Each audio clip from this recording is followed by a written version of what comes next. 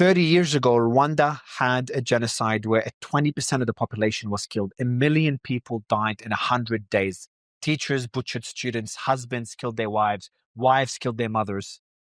It was one of the worst events in human history. Somehow today, Rwanda is one of the most advanced economies and safest countries in Africa, a beacon for hope for the rest of the continent.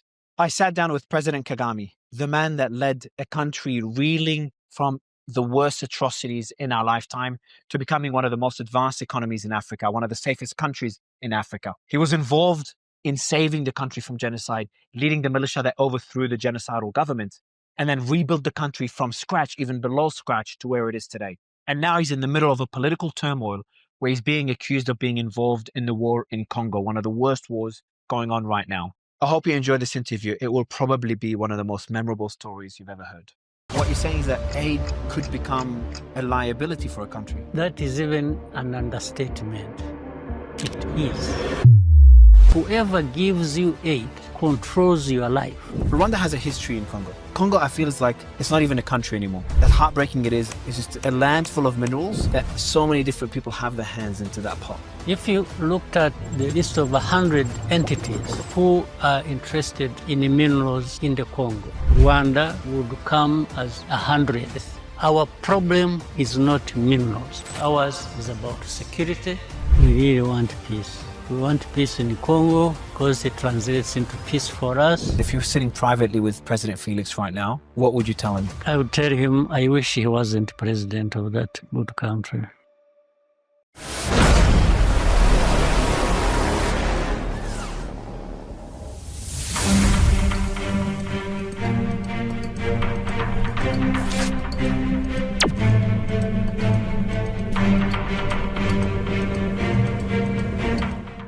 You came into Rwanda, the RPF came in, you took over the government, and you took over leadership after about 100 days, 3 months or so. And then you had a country, as you said earlier, that was just death. There was nothing there, just dead bodies and dogs eating those bodies. Mm-hmm. And anyone that was alive was either a participant in the massacre or someone that was lucky enough to escape. How? What would you do as someone that is in charge of such a country? What was the first thing you did to rebuild the country? Yeah, we got to find where to start from, and one of them was reorganize the forces that that had been fighting, and map out what next do we do. We at least the war is won with a huge loss. That's another issue. And then the other is what remains of people. By the way, this was accompanied in 94 at the beginning. We had nearly 3 million people who went into Eastern Congo, 3 million. And others about 600 to 800,000 into Tanzania. Wow. Yeah. So the whole country was emptied. Yes, and that was part of the strategy for them. It was like, if we are defeated, and then we shall empty the country so that these people, because they used to call us foreigners, that these foreigners who came in from outside, from Uganda, from Burundi, from wherever, by the time they come, they should find the country empty, meaning making it ungovernable, or even to fail to start from anywhere. So, but we did two things. We reorganized our own people, and were in no way hiding the fact that this was almost an impossible task to rebuild the country that starts from below the scratch and empty of people, because the refugees had, others were displaced internally. 3 million went to Eastern Congo, about 700, 800 went to Tanzania, others hundreds to Uganda, others hundreds of thousands to both Uganda and Burundi. So we had others internally displaced in their thousands. So we had now to create a sense of security to allow people and started encouraging people not only to come back from outside, but also for those internally displaced to go back to their places and assured them nothing is going to happen to them, which we succeeded in doing. Now, this is where it becomes even very interesting. For the millions of those who were in Eastern Congo, they were held captive by the army that fled with them, and they had all kinds of arms. They had tanks, they had artillery, and they were all positioned in the camps. They had, so when they fled the AFDR, when they fled to Congo, they fled not only with like machine guns and machetes. No, they huge had tanks. Arms. Yeah. And from what I know as well, the French troops, I think it's UN peacekeeping troops, they gave them a safe passage into Congo. They did. Right after the genocide. From 2 points, one southwest, Rusizi area, and then from northwest to... Because they expected, I'm assuming they expected the RPF, your group, to commit reprisal attacks and kill them. Not only that, they might have expected that, but more so, they had wanted to find time to reorganize and attack the country again, to take over the country. That was their plan? That was their plan. That's how they went with arms. They went with everything, by the way. The treasury was empty, the central bank, all the money taken, everything. They were living in a place called Mugunga in Eastern Congo, where even now there are refugees. But the point I'm bringing up is interesting, that is interesting for me is we kept urging them to come back and reassured them that nothing would happen to them. But those leaders, both in the army and in politics, were refusing them to come back, the millions. So what we did, and we warned them. We warned them that if they don't come back, two things. We will repatriate them forcefully because we don't even want the defeated army and the militias to hold them hostage and later on use them to come back. And we did that surgically. We did it actually with the minimal. So we kept urging them. And when we went and surrounded these camps and told people, ordinary people, to move out and leave these armed groups there. You did that, what, through radio broadcasts? We were doing through radio broadcasts. We were using UN as well, and we were sending people who had relatives among them to go and talk to them. They went. So the UN was telling people that? Yeah. Okay. We prepared that. So we actually now forced them back. Okay. And they came. Now the story here I'm driving at. Now the whole world,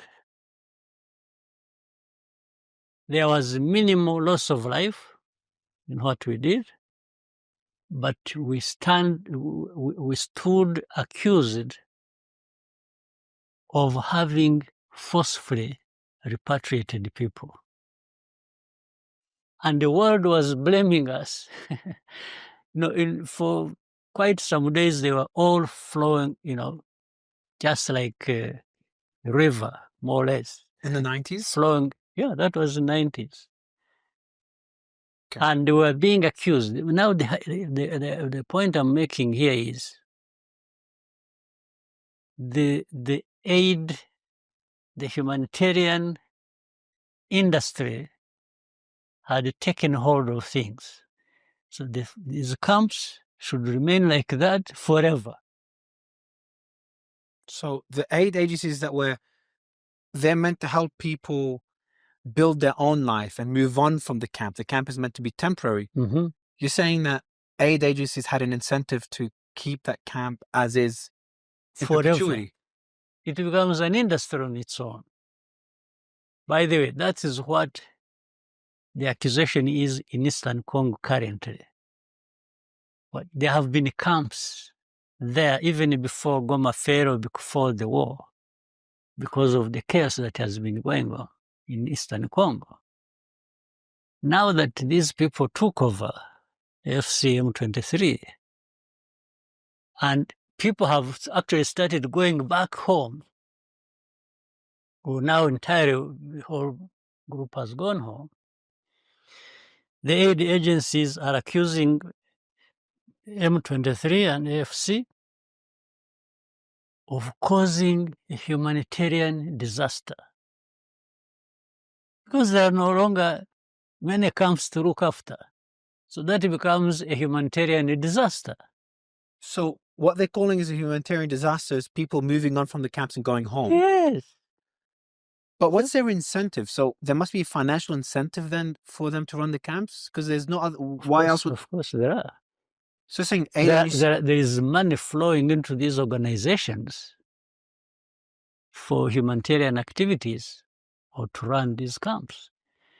If you don't have these camps of people displaced, where even if you got the money, you say, what are you, unless you go to their homes and help them from there, which would be a noble thing. But that's not what they do.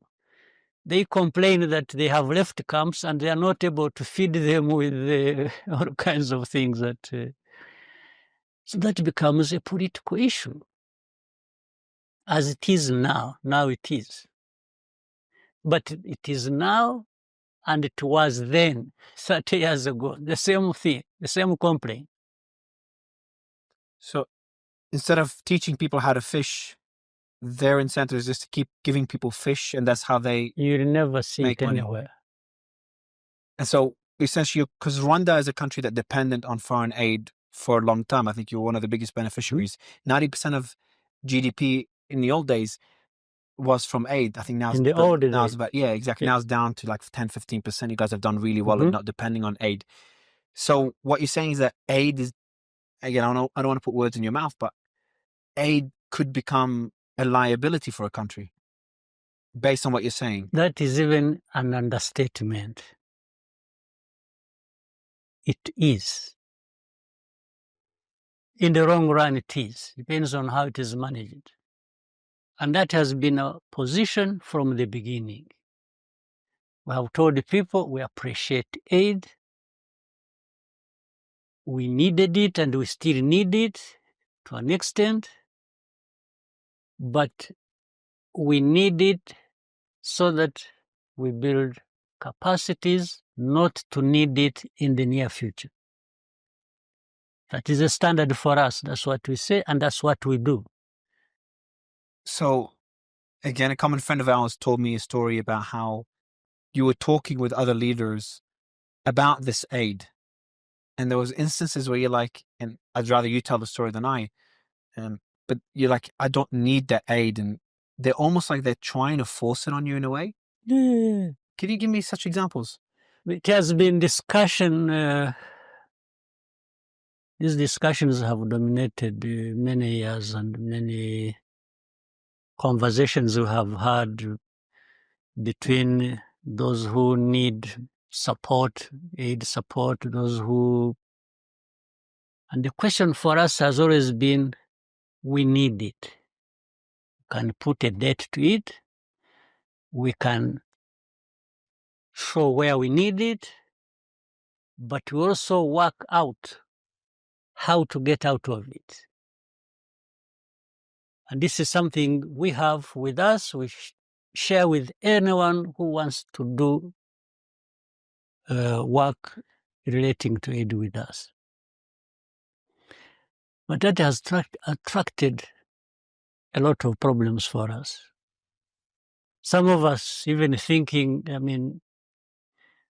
we have been branded either arrogant or insensitive or dictatorial or all kinds of names, just because of that.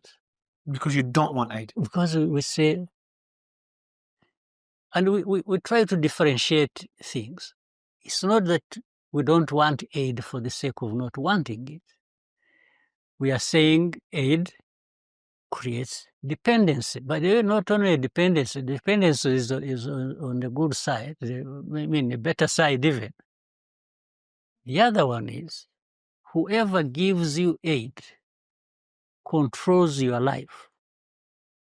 In fact, that's why they want you to stay with the aid, so they continue controlling your life. And even threaten, use it as a tool to direct you where they want you to go. They keep threatening you. If you don't do this, we will switch off. It's politically weaponizing aid. It is weaponized, absolutely. Quote me on that. And so how does that work? How can you tell an aid organization or someone, I don't want aid, and they're like, no, you have to take it? Like, can you give me an example of such an interaction? Well, let me tell you what the interaction. In 1998 or 9, no, I think 8, we used to get a lot of aid because of the situation we were in, 98. That's 4 years after the genocide. Yes. And many European developed countries, ministers used to come visit, see the needs and so on and so forth. One time I had a conversation with a number of them. In fact, one, starting with one, I remember a lady, she was called Claire Short. She was UK, International Development Minister of UK. We had a long conversation, and I told her, I said, you know what, it's still too early for us to say much, but I think, and I told her, I think it's not too early for that effort. I said, I appreciate your aid a lot. It's almost indispensable in that situation as we're in.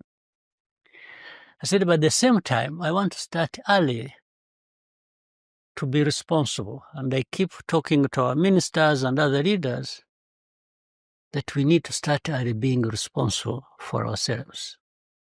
And these, again, were lessons learned from our past, what we went through. And I said, I want you to think about giving us aid, but on the basis that you and us agree on where to put this money you give us. You don't walk in with the bags of money and say, for me, I'm putting it there. You say, this is our country. We want you to come with these bags of money, and you find us here, and we have a conversation about what meets your interests, where do you want your money to go with us, but you must consider where we want the money to go also. Because in the end, we are the ones responsible. What did she say? She agreed. Okay, that's good. Fortunately, she agreed. That's a good interaction. At first, she was like, who is this one now? Was there interactions? But later on, we agreed. Was there interactions that were not as positive? You know, let me show you. So we reached an agreement with her eventually. But interestingly, she invited other ministers of countries, I think, that were friendly to UK or friendly to them. They came with there were 3, 2 other ministers on top of her from different countries. And she wanted me to tell them what I had told her, because she wanted them to listen to what I was saying. And we did. And for some of those 2, they started, you would say, no, but our people will not accept this. You know, I said, okay, why should your people have a problem? On top of that, I had suggested to her that not only will you give us money, determine where to go, where to put this money by you and us, but we want you to follow up and make sure that we used your money correctly where we agreed. So we should have an audit, maybe after every 3 years. You've asked them for an audit? We were asking, yes, we said we should have audit. They would audit all of us. They would audit you if you really gave us the money you promised you would give us. And if we use the money the way we agreed we are going to use it, and this money was not lost in the hands of people who stole it or something. And it worked. Later on, these two were also convinced. So with the 3 countries, they gave us the money, was followed up, audits were made, and they found we were just putting the money they gave us where we had agreed with. So it went how it should go. That's how it should. I mean, there's no question about it. What about USAID, for example? How is the experience with them? I'm not deeply. I don't have much knowledge about them and so on, but I'll tell you on the surface of it, at least what I experienced. Both when I was still a kid, living in a refugee camp, and I remember we used to see a lot of things coming to us. Sometimes it would be fish, then another time cooking oil, then labeled USAID. And yeah, so I fed off USAID, if you will. So you're dependent on them. Yes, you and your family dependent on USAID as a kid. I definitely did as a kid. Yeah, but that is telling part of the story. I was in a refugee camp. In fact, the first thing is to even resolve the problem so that there are no refugees. Okay? The second is you keep feeding people, like in other cases, until when? Does it become something that stays forever with the people? And if people just remain grateful that they're being fed and that's it? So there are 2 parts to that earlier story. As I said, they were not the ones who made us refugees. That's not something to blame them on. But they didn't care about getting you to become independent and move on from being a refugee. Yes, because and since USAID is also connected with the government, say, of the United States, they should at the same time using their leverage, whatever they have, to address the problems of people who are displaced or who are refugees, so that those other issues are also addressed. And picking it from here, from USAID, for me when I was a kid, and the other story I told you of humanitarian assistance needed by camps in Eastern Congo, I always see, so this is, let's say in Eastern Congo, you have camps. You would stay there for maybe 4 or 5 years. And it's supposed to be so forever. A situation like this one happens, however it happened, people are now removed from camps, they go back homes, whichever home, if they had homes, whichever places. And then there is a complaint that,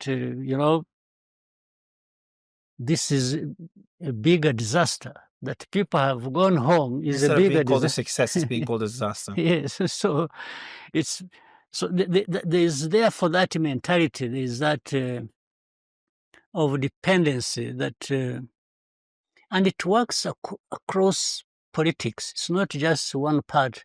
I'll give another example. We discussed with the leaders in East African community, that is Kenya, Tanzania, Uganda, Burundi, South Sudan, ourselves, and so on. We have a community with it. I remember I was that time East African Community Chair.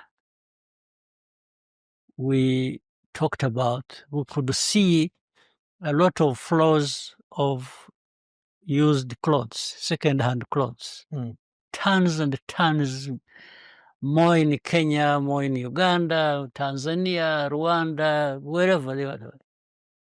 So I raised an issue in the meeting.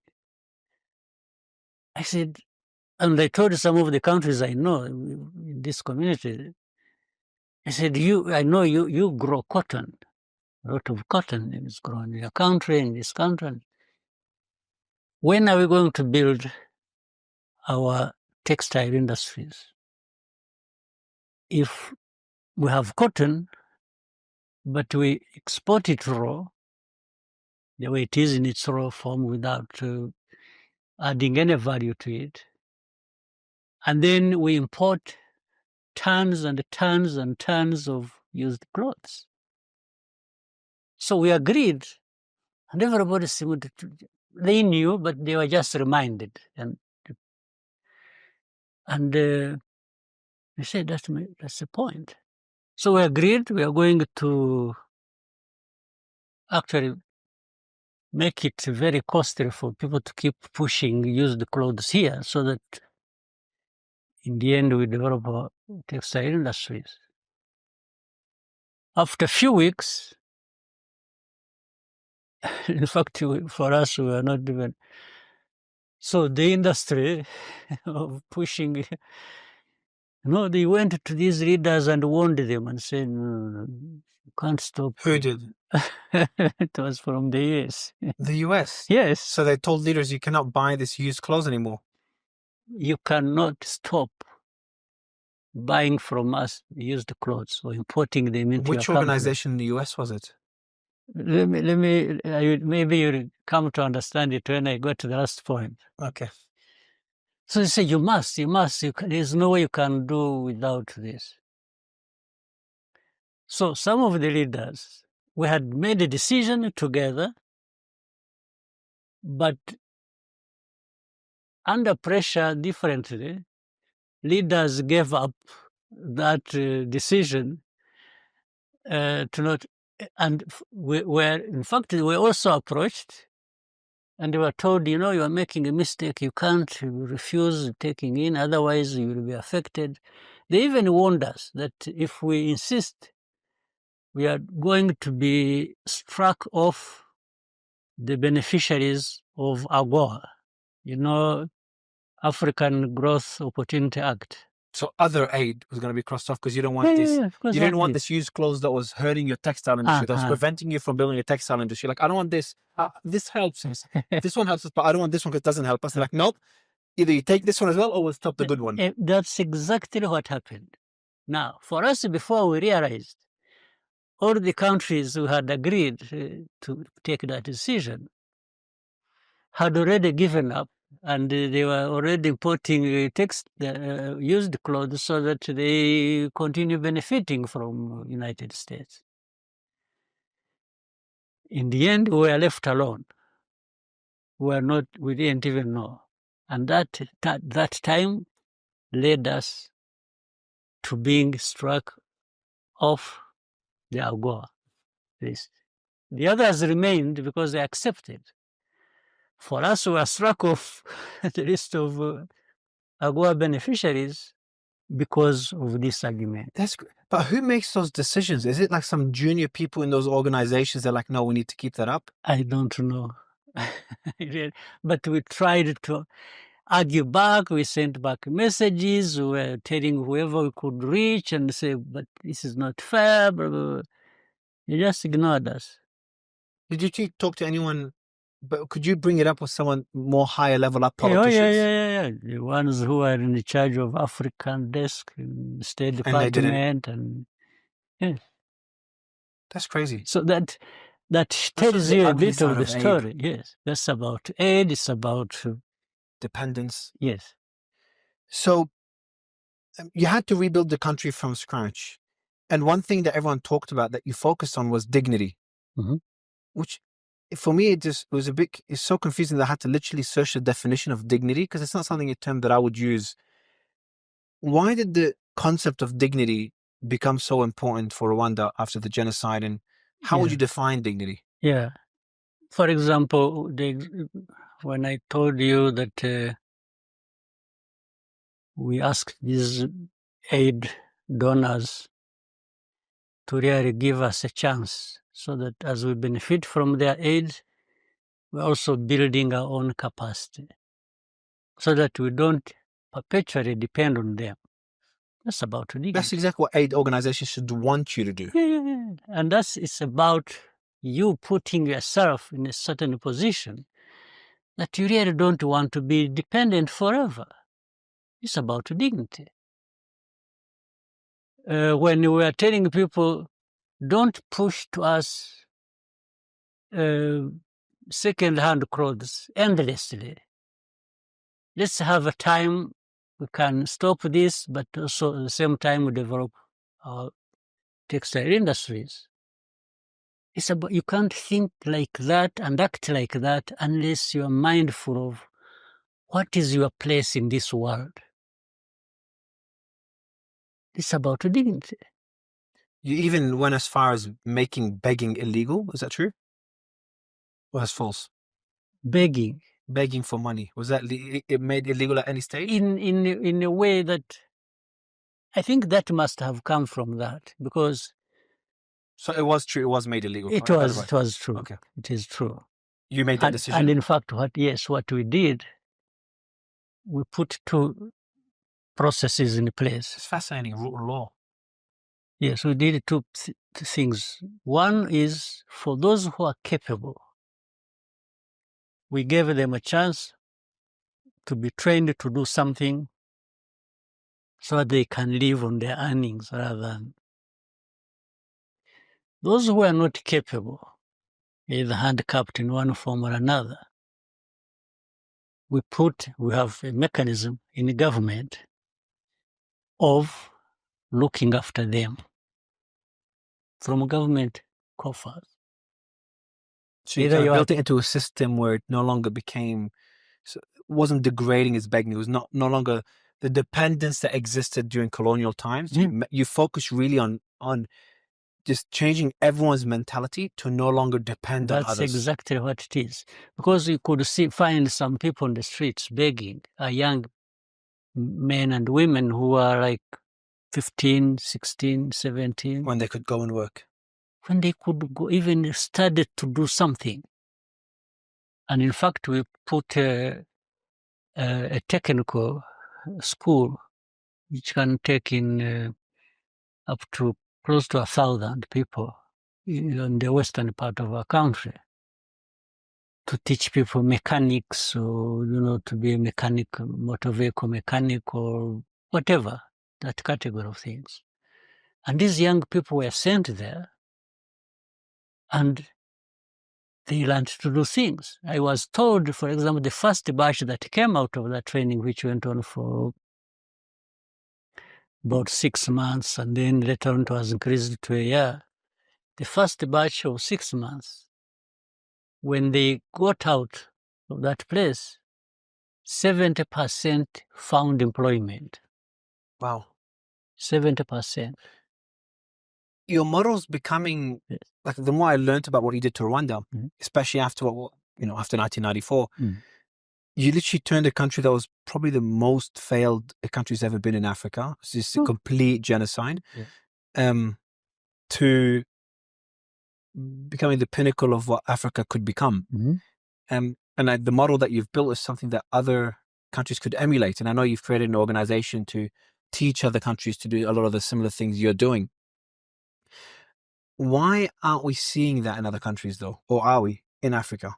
Why is Africa still, as Christian said in one of our calls, it's always referred to as the country of tomorrow, because that tomorrow never comes? What are other countries lacking? What's stopping them from doing what you're doing? I can really speak for myself. For others, what I see, if they wanted to do things similar or like to ours, they can maybe succeed even more or better. But a decision has to be made by leaders, and it's about politics. It's about politics. You can, and people are the same everywhere. If you brought them an opportunity in any part of Africa, if Africa is still lagging behind other continents, but what has made other people rich are the same things that they would make Africa rich. Because Africa is endowed with resources. I mean, take a country like DRC, by the way. Congo is a good time to pivot because DRC is an incredibly rich country. Very, very rich. But there are other countries which are minerals. Okay. Why would a country like that ever have to beg for anything from anyone? Why? I should be asking you, it's your neighbor. Yeah, but I'm just using the question to answer you to show that it's about politics, it's about management, it's about, by the way, that integrity that we're talking about. You know, to these leaders feel they should be working with their people and to make sure that they benefit from these resources and raise everybody to a much higher level. Once you don't think about it like that, then it doesn't happen. Because in every country of the continent, I'm sure in the United States you see many Senegalese, many Rwandans, many Congolese, many, and they are as brainy, as endowed, as, you know, they have the capacities like those people in the United States or like in Europe and so on. Then why aren't they prospering in Congo? What is, like, Congo is a perfect example of this happening today. It's the politics of continent. It's just the system is so flawed. It is just, yeah. The way I see it, so you have a history with Congo. Yeah. Obviously, a lot of Rwandan citizens migrated to Congo, escaped to Congo prior to 1994. A lot of Tutsis are there. Now, I don't want to use those terms now, but they're still being used in Congo. A lot of Tutsis prior to the genocide. After the genocide, a lot of Hutus as well. So there's a lot of Rwandan citizens in Congo. But are those that, by the way, there are those bona fide citizens.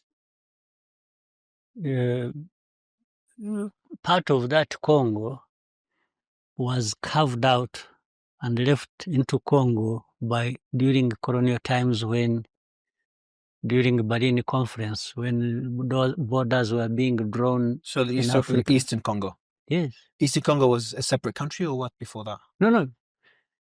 I'm saying, you know, when borders were being drawn, yeah, like the border between us and Uganda during colonial times, that is in the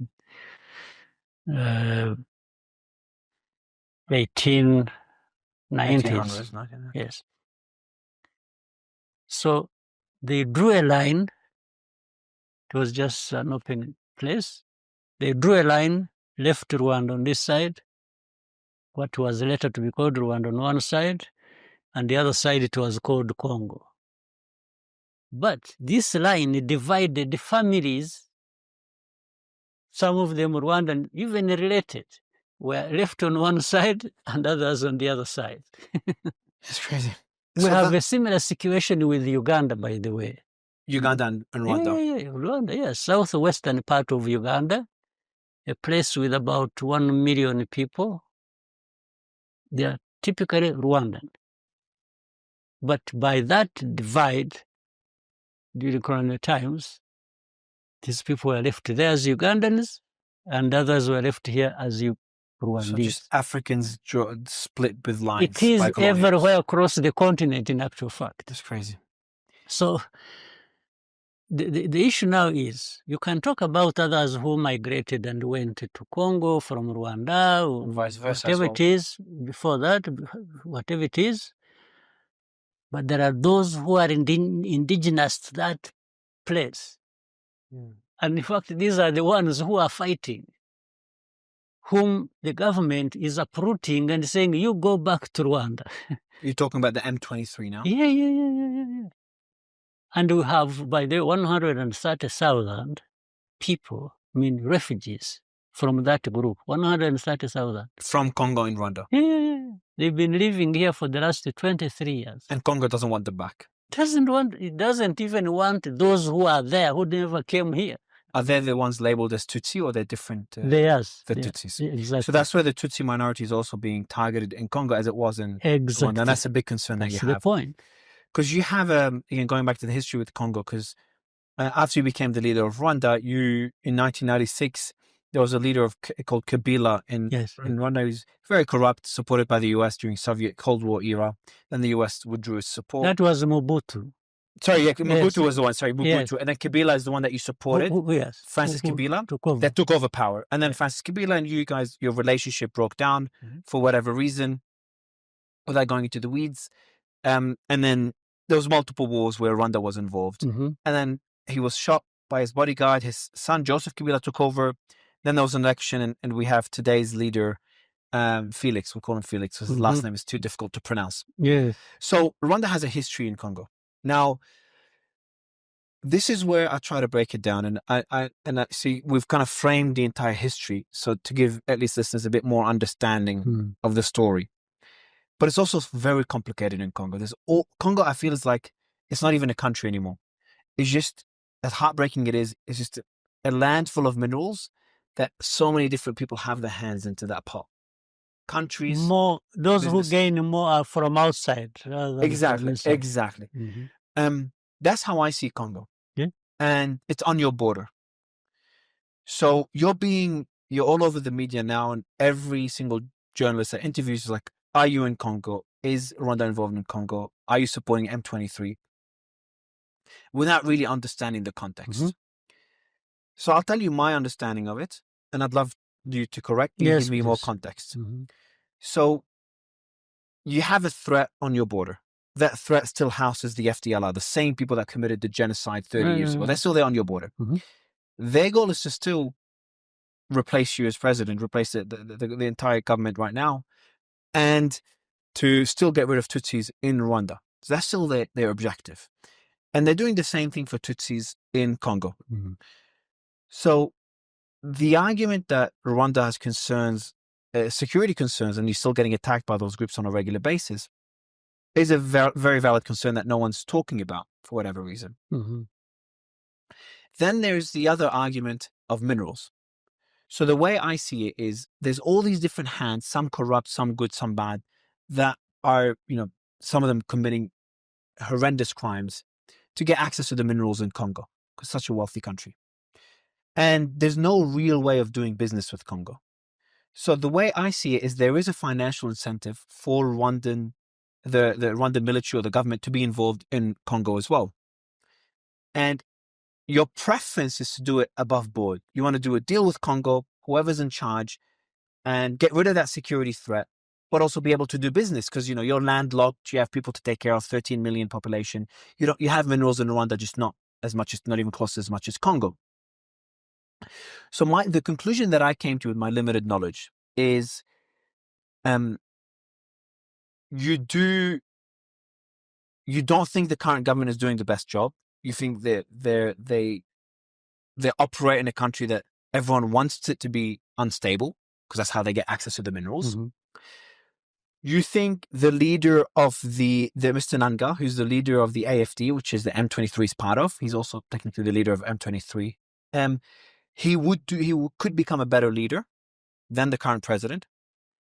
My conclusion is that the Rwandan forces are involved with M23. Potentially, you last time you asked, you said you don't know if there's troops there. I come to the conclusion that there is troops there for security concerns and potentially to be able to do business. That's the only way. And your end goal is for Congo to be stable, a country that's 10 times bigger than you, for Congo to be stable, even more prosperous than you if that's possible, and to do business with Congo a peaceful way. But you're not able to reach a path to that. So that's my conclusion. I might have gotten many things wrong. I'd love to get your thoughts on everything. I think you've kind of summarized things quite well, but let me also try to say this.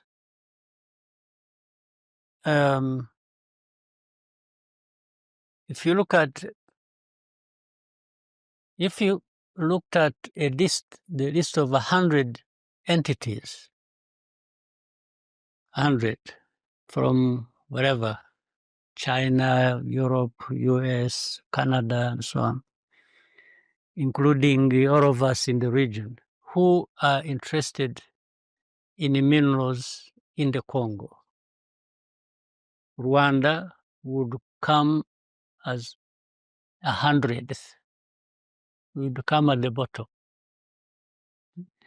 If you ranked them 1, 2, 3, this, but the situation is such that it has been made to look like the ones least concerned with the minerals have been the ones accused for the entire problem of these 100 who get billions and billions and leave nothing behind.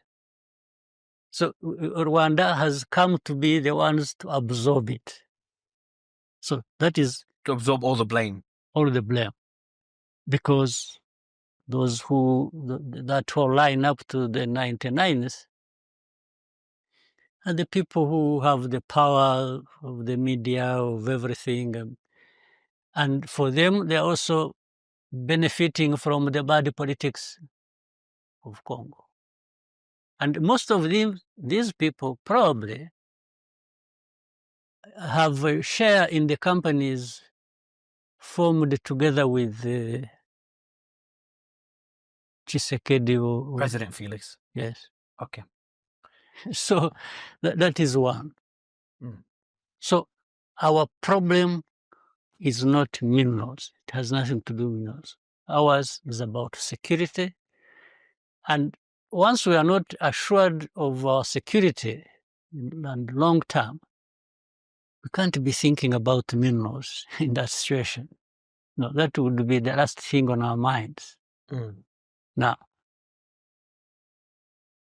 the second problem that combines with that, because of that history we said of the people who, of the Congolese of Rwandese origin, but carved out by the border, the governments in Kinshasa all the time use this pretext and say, one, first of all, they say they want to get rid of these people. And this came with this FDLR, those who committed genocide, went to Congo 30 years ago. They work with politics and politicians in DRC. They go against these, they single out the Tutsis in Eastern Congo. And they cause them problems, but they want to cause them problems and eventually cause problems to Rwanda. Now, these are things we have discussed with everyone, whichever government that has come into Congo since after Mobutu. So that includes Kabila, the one that you've helped get into power, and his son. And even Tshisekedi and Felix. What does Felix say? Like, I know publicly he calls you Hitler and he says all these crazy things. I think he has a genocide ideology like Do you the think others. So? He's that extreme? I think so. He is. Have you spoken to him privately? I have spoken to him like 100 times before these problems. Was there any common ground? Like was there any? Yeah, we discussed even when he became president. By the way, I don't mind how he became president. He was not elected both times. The first time he was handed over power by Joseph. Yes, there's no question about it. The second, he just declared himself, and that was it, and told everybody to shut up, and that's what happened. Okay. So, but that's not my problem. It is a problem I think Africa has bigger problems than getting to democracy. But when you look at, let's go back to UN a bit again. The UN has been there now for about 24 years, has been in Congo. UN. Even currently it is there. They have had about 17 to 18,000 peacekeepers, so-called, in that place from different countries. Some from Latin America, others from North Africa, others from Asia, they're all over. They have spent, if you calculate the amount of money spent on that mission over that year, over that period of 24 years, is close to 40 billion. Now, the question number one is, what did they actually come to do? To keep peace? Which peace is there? To bring peace? Which peace have they brought? To solve the problem concerning Rwanda of security of these FDLR that have lived there for the last 30 years? Nothing. So why are they there? The only thing they did relating to this, they have over time repatriated some FDLR and their families. Back to Rwanda? Back to Rwanda. It's on record. It's recorded. The rest, I don't know. So why are they there, in your opinion? This is the whole thing. This is the crookedness of the whole international system we are talking about. So you I think can't answer. So essentially, there's so many, as you said earlier, there's so many hands in the pot when it comes to Congolese minerals that they. So many. So the only, and they're non-governmental hands, yes, or governmental as well, both. Some smaller governments, but it's a lot of private companies, yeah. It's both. It's very much governmental, even those governments from outside. So they create something, UN peacekeeping force, humanitarian this, and then to cover up everything else that is being. So because when you ask, you say, yeah, we are helping the people in the camps. You know, when they do this, you say, no, but you see, we put some FDR on the trucks and carry them to Rwanda. This is what has cost 40 billion. Yes, and on top of that, tens of thousands of lives as well. Yes. What the story. But if you ask them, we say, what security did you bring to Rwanda concerning them relating to FDR? There's nothing. That's why they are still there. That's why they were being brought into the country, those who were captured during this fighting just 2-3 days ago. Yeah, I heard that the last few days there's a general that was part of the. That is the one I told you who killed my own aunt. Which I didn't know she was also royalty. Yeah, she was. She's a cousin sister to my mother. Okay, so based on what you've said so far, you know, I try to always kind of put myself in your shoes. Obviously, it's a lot harder than it sounds. But your solution would be to support a group that could either create a security buffer zone on the border. Let me tell you this. We have been demanding for years, and we'll keep doing so until we get it. Our borders, this time and particularly with DRC, must be secure from these people. And the world knows about and has ignored. There's no question about it. So they've essentially left you no choice. That's what it means. And we have, but by the way, let me say something else. This fighting that started 3 years ago did not start with Rwanda. Those guys who started the fighting did not come from Rwanda. You're talking about M23, yeah? M23. Yeah. Their problem was there in 2012. So the problem came back 10 years after. It means in between, nobody addressed their problem, neither Kinshasa nor anybody else. And they are the ones who started the fighting. The way it is brought, the way Rwanda is brought into it, is by saying, these are Tutsis. It's like you wanted to finish them one way or the other, either by sending the entire group to Rwanda to live there and leave us alone, leave Congo, or kill them and finish them. So that didn't happen. So making it difficult to get rid of them into Rwanda or to kill them entirely, Rwanda is the one that made it impossible. So we should be blamed for that. Yeah. One question I asked as I did my homework is, I'm like, why would the president, from the outside, and I think you'd agree, is that it looks very evident that Rwanda's supporting M23. And I'm saying this myself, so you're not saying it. I wouldn't even run away from. It depends on what you see. Why sometimes we have been vague and so on. I'll tell you this.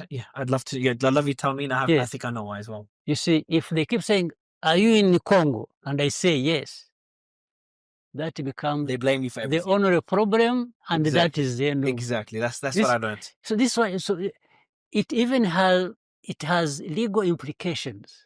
They see, he even said it.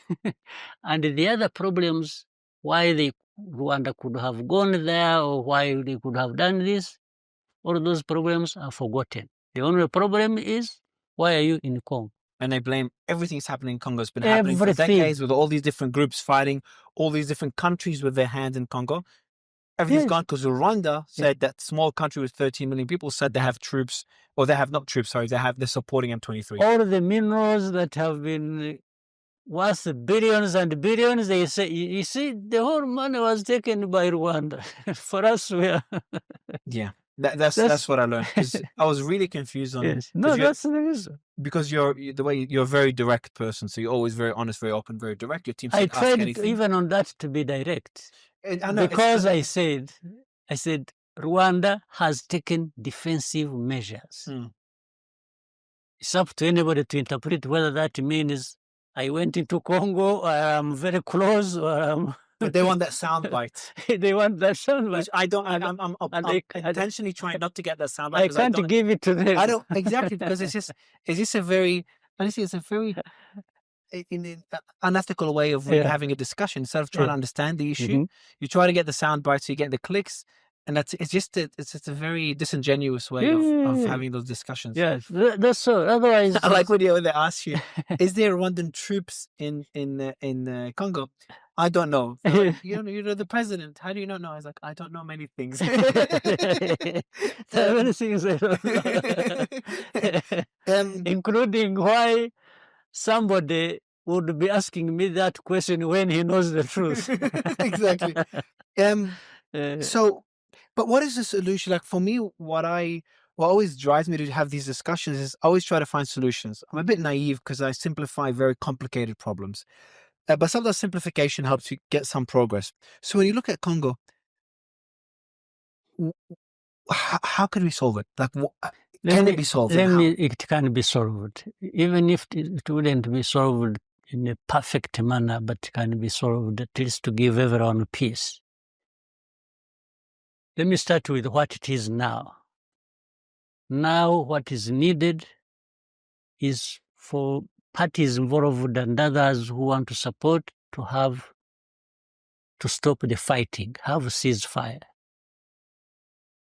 2, it is to find a process that resolves political issues peacefully.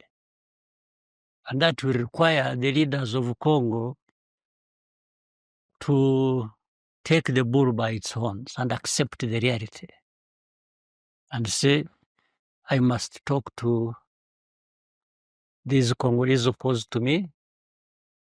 I must listen to them and what are their grievances. Even if they picked out of 10 grievances and they picked 6 and said, okay, on these ones we agree. On the other 4 we don't agree. That's progress.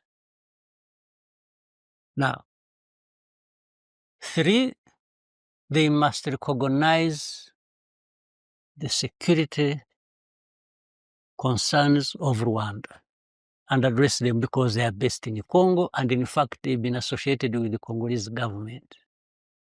So there must be recognition of that. Now, the rest would come under that. Even if we got a minimum on the 3 or 4, ceasefire, political concerns addressed of the Congolese, I can come to the format later on, if that is. Then security concerns of Rwanda, they are not going to be negotiated.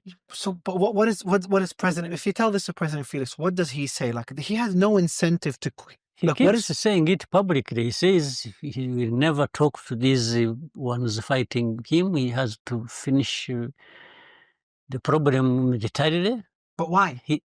I can't be responsible for what is in his head or not there. I can't be responsible for that. I really don't know. I can only say what I yeah, but even those countries that have interests in Congo, it's their right to have interests there. They should also find that their interests would be served better by solving these problems and in this manner. What do you think of this potential solution? You're kind of taking it from Trump's playbook with Ukraine. So President Trump is like, hey, I'll protect you, Ukraine. I'll help you reach peace in a way that favors you to a certain level. But in return, I want access to your minerals. Couldn't the Congolese government do deals like this? Say, go to Europe, go to the US, say, we'll go to Rwanda, go to different countries that are involved in one way or another, say, let's do a deal. M23 lays down their arms, we do a deal, we'll remove the FDLR from your border, and we'll do a business deal with the minerals in Eastern Congo, okay? And then they go to the US, give us security guarantees with all these different militias and stuff, so they go, they stop fighting, and all these different private companies that are weaponizing them, get them out of the way, and you'll have rights to the mines in that territory. That seems like, sounds interesting. Maybe it would address the problem. As long as one of those things you have mentioned is about somebody credibly guaranteeing that security concerns of Rwanda will be addressed and on a durable basis.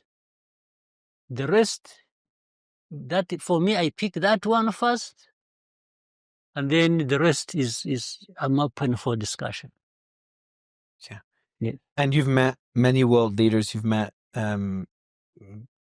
You've met Xi Jinping. Different U.S. presidents. I've ever met, yes, even President Trump. Trump as well. I think it was in Davos. In Davos. Davos, yeah. Has that idea ever been discussed with any leader? No. Okay. So please try and raise it. With these leaders. It could be interesting to discuss. Interested in pursuing it. Yeah, I think the deal that's happening in Ukraine. And what is their take on for Xi Jinping, someone you've met on more than one occasions? What's his perspective on what's happening in Africa? I think we talk a lot about. There are many perspectives. I'm actually impressed by his perspectives. He's been engaged in Africa. He's been mainly economically. They don't get involved in the politics of countries except economic, which again, the benefits of that will depend on how the very countries are managed. If it is a country managed well and has deals with China, they benefit. If it is a country not managed well, I don't know what happens. Because when you've heard that some countries are heavily indebted and so on and so forth, well, I would ask the countries, where did you put the money? But otherwise, is anybody expecting China to go around throwing money at people? No. But they're not too interested in peace. Have they tried? Have they? Is there Chinese efforts for peace? They cannot. It can't be that they are not interested in peace when they are making such investments. Okay, so they're interested. Okay. Yeah. But is there active efforts from China to try to reach peace in Congo, for example? They have not been involved with matters of Congo. It's too complicated. Even for other countries, that have countries, have problems like where we are involved, like in Central African Republic or Mozambique. And I haven't heard of China suggesting that it should be resolved like this or like that. But they are busy doing business deals and with these governments. When was the last time you spoke privately, if you can share, of course, to President Felix? This must have been 2021. Oh, wow. It's been a long time. 22? 22. A very long time. 22. Oh, so you haven't spoken to him recently? Yeah, actually, I think September 22. Are you open to speak to him again? I'm not opposed to speaking to him, but we have to be saying things that matter to the two countries and that are geared towards addressing the problems. I have no problem. But making deals with Tshisekedi is... Making deals with what? With Tshisekedi, with Felix? It's very difficult. It's the most difficult thing. The most, I am just challenging anybody. I want to see anybody who has made a deal with him and who would say, you are telling lies. I would want to see that. On the contrary, I have dealt with him. I know. You say you agree something, just as he steps out the door. So it's an issue of leadership. Out of the room. It's completely either forgotten, changed, or some we will say, no, we didn't say that. So it's an issue of leadership. Yes. Well, we've tackled a lot of topics. I think the story of how you've rebuilt a country from scratch or below scratch is, a perfect symbol of hope for other African countries. Now, I hope Congo, Sudan, other countries go down a similar path, because I know the atrocities that are going on there. I also hope the world starts to pay attention to what's happening in Africa. Similar things, if 10% of what's happening in Africa happens in some Asian countries are similar, but in Asia or Europe or the US or Latin America, it will be all over the news. Literally, your team told me yesterday there's dead bodies being burnt and eaten in Congo on a regular basis. I didn't know these things still exist. I thought those are ended 10, 20, 30 years ago. They happen. It's heartbreaking. So I appreciate your time. I appreciate being as open as you have been. And I hope, if we meet again, it'll be under different circumstances. And I hope that, even though that hope looks slim, that we see peace in Congo and long-lasting peace. We really want peace. We want peace in Congo because it translates into peace for us. And so that we continue rebuilding our small country, and that has had enough of suffering, more than enough. We can't be the ones who are looking for any trouble to take us back to those days. If you were sitting, last question I want to end it with, if you were sitting privately with President Felix right now, what would you tell him?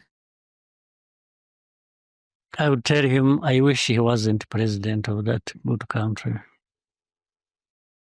Okay.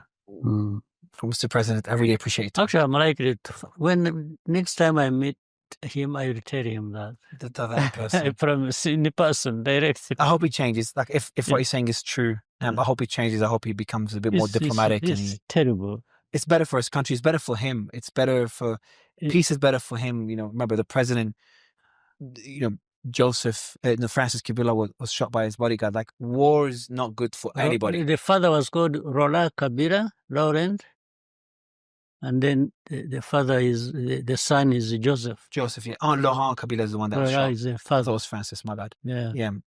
So war is bad for everybody. So, I hope either Felix... I don't know whether you have seen this about Felix. Somebody, an Italian family person, who